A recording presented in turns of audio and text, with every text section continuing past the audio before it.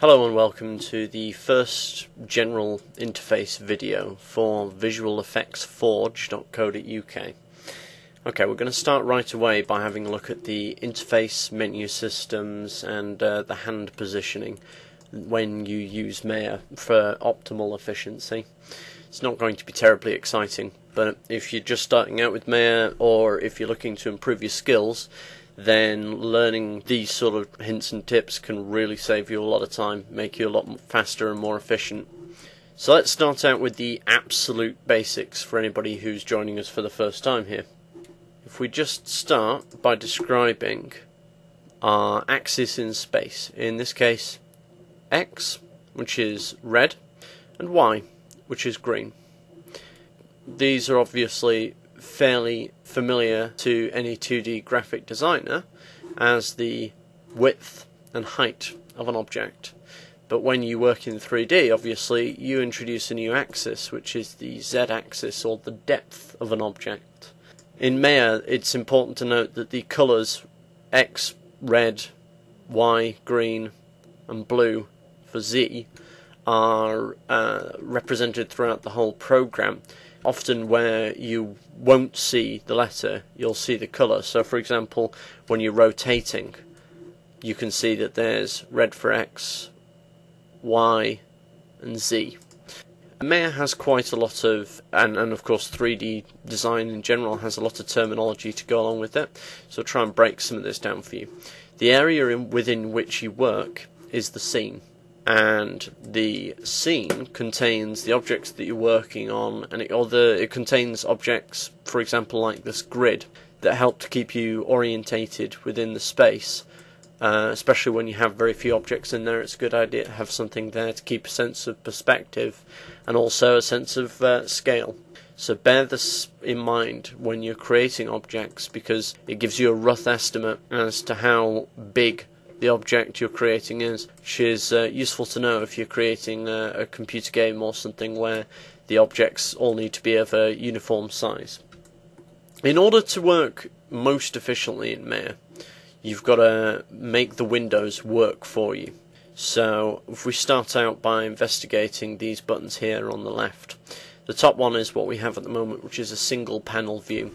It's very useful for doing fiddly little details, for seeing the bigger picture. It's useful for a lot of functions where you understand the space, where you don't need to see how one thing is in relative to another.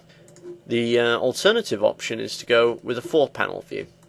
Breaks it down into the perspective view, into the top view, into the front view and the side view. Now these are all set as default, but you can change all of these, and we'll show you how later on. This is useful because when I'm working on a complex model, it's helpful to be able to see how the different ratios are all panning out.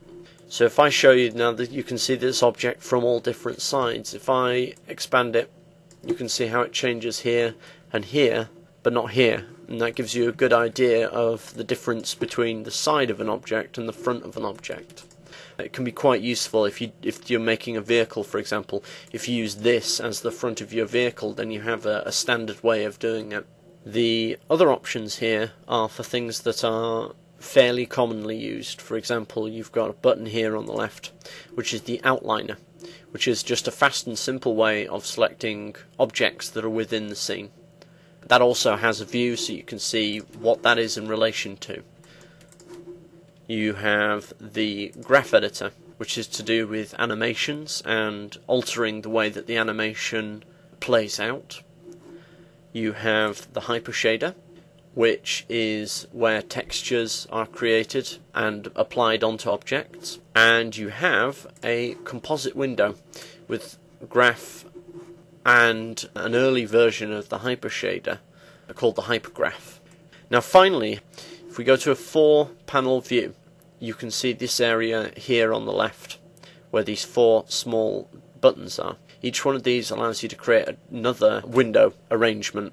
For example, if you wanted only a small amount of the screen to be taken up by the hypershader, then you would go to whichever quadrant of the screen you wanted, hold down, select Hypershade, and then bam, you've got all the original windows plus the hyper shader. Now if you want to tear one of these windows off and basically have it manipulatable, you go into panel and tear off, and most of the different window views are actually available through here, and that corresponds to just that panel.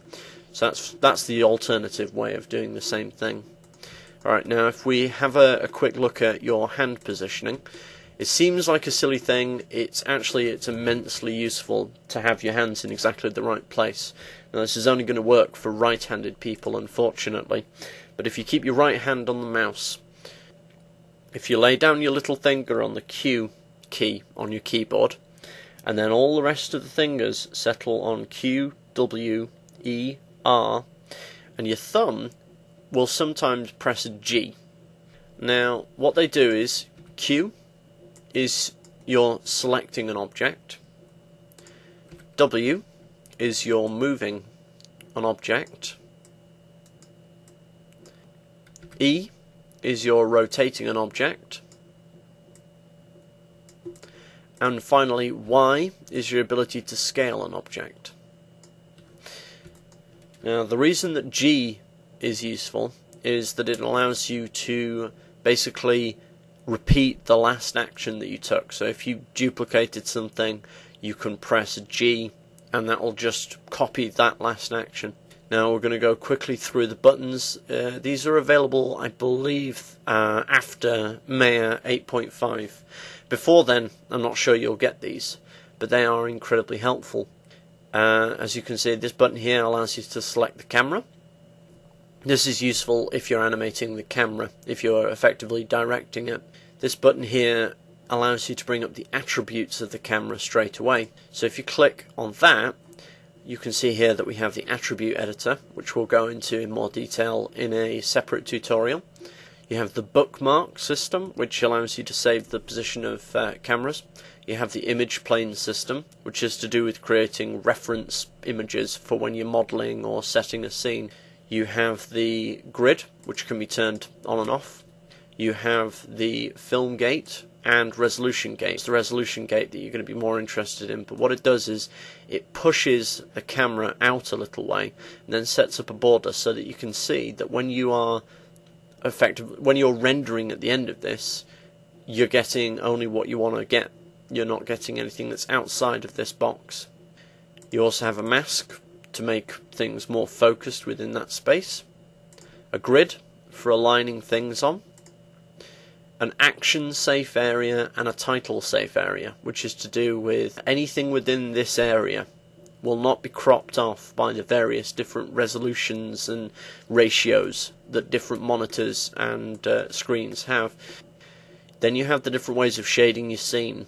This is for preview purposes only, but useful to know. So here you have the wireframe, which is the quickest to actually render. Smooth shading, which gives you a colour only representation of how objects will look. Then you've got wireframe, which gives you an indication of the geometry while still giving you that shaded look. You have textures, lighting, shadows. And these three buttons here are useful for getting a good preview of how the scene will look without actually having to render, and that's based on how fast your graphics card is. You finally have high quality, which sets a lot of these up to get the best preview of a scene whilst still being fast enough for your computer to run. Finally, you've got the X-ray system here, which allows you to look through objects and see components that are behind them. For example, if you're animating, the X-ray joints system allows you to see joints through a character. Down here you have the time slider, which allows you to move backwards and forwards in time through whatever frame set that you've set up. In this case, 1 to 1000, that's frame 1 to 1000. And you have a menu system up here. Now, I'm not going to go into what every one of these does. We'll save that for a separate video.